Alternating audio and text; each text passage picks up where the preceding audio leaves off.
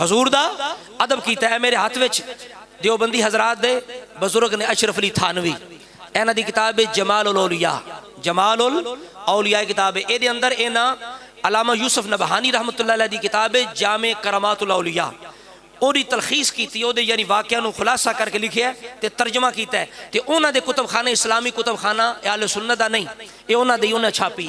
ये अंदर उन्हें एक बुजुर्ग ने उन्होंने बारे लिखे है मुहम्मद अबुल मवाहिब शाजली रहमतुल्लाह अलैह, फरमाते ने वो बुजुर्ग ने इन्हां दी करामतां च ये भी चीज़ मौजूद है कि आप ख्वाब में हुजूर की बहुत कसरत से ज़ियारत किया करते थे, गोया के हुजूर से जुदा ही ना होते थे, गोया ऐसे थे कि बेदारी में देख रहे हैं, गोया के बेदारी में देख रहे हैं।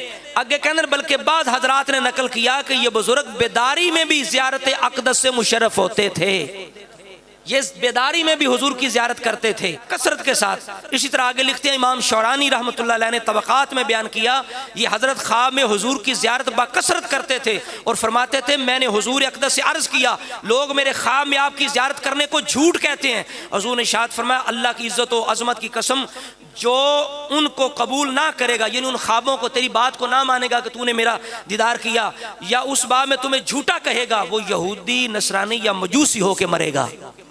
जो ये यकीन नहीं करेगा कि तुझे मेरी ख्वाब में ज़ियारत होती है, सरकार ने फरमाया वो यहूदी और मजूसी होकर मरेगा। इसी तरह एक वक्त में कई जगह हाजिर होना, ये तो हुजूर के गुलामों की भी शान है। एक वक्त के अंदर अगले